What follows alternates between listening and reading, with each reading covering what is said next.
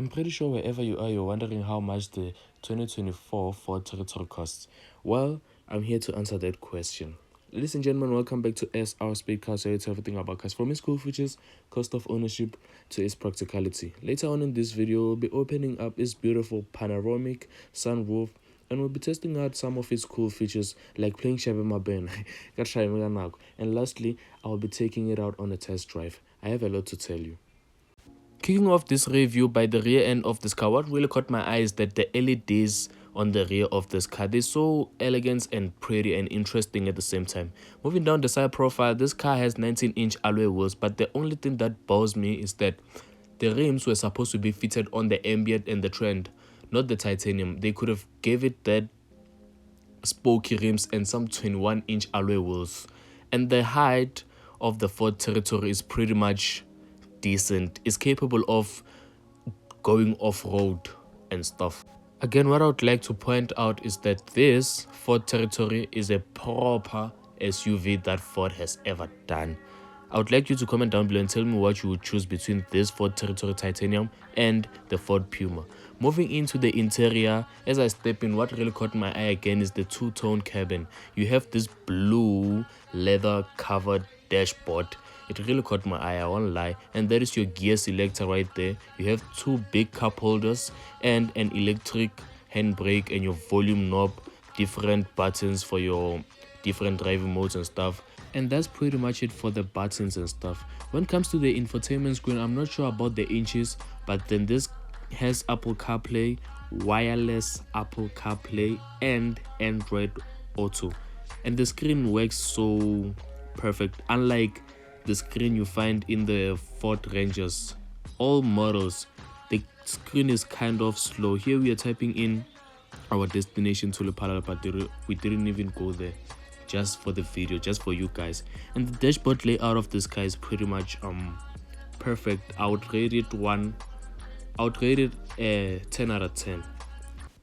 By the way, I forgot to mention that the blue covered leather goes all the way or all around the cabin of the car. And the back seats of this car is big. That was my driving position, but then I could still fit in there without any issues. 3 adults can fit in this car, and the roof is not even slopey.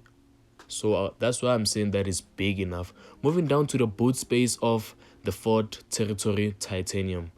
I'm not sure about the liters again, but then you can fit 3 or 4 suitcases in there. It's pretty much big.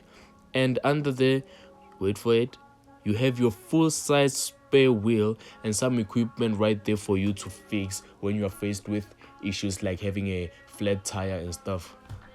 Ladies and gentlemen, without even wasting any of your time, let's jump straight into the cost of ownership of the 2024 Ford Territory Titanium.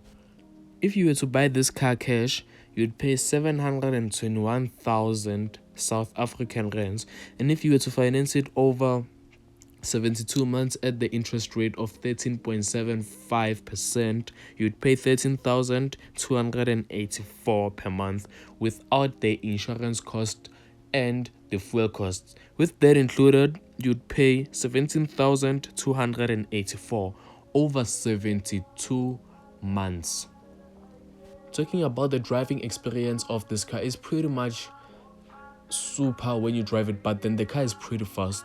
And talking about power again, this car has a 1.8 liter turbocharged engine mated to a 7-speed automatic gearbox, which produces about 138 kilowatts and 318 newton meters of torque. So I would say maybe it was because we were in a confined space, that's why we found the car pretty fast and stuff. But then, according to me, that's what I would say, pop, and then it's fast. Even the brakes are reacting after you put your right foot or your left foot on the brakes. But then it was pretty amazing, the driving experience. I really enjoyed it. Now the rear view camera of the Ford Territory. I'll be fully honest that the cameras on this car are unclear. I feel like the Ford Ranger rear view cameras are better than the Territory ones. Even the Trend model doesn't even have a rear view camera, whereas you are paying $500,000 for the car and you don't get a reverse camera. By the way, I see collabo, guys. This brings us to the end of this review.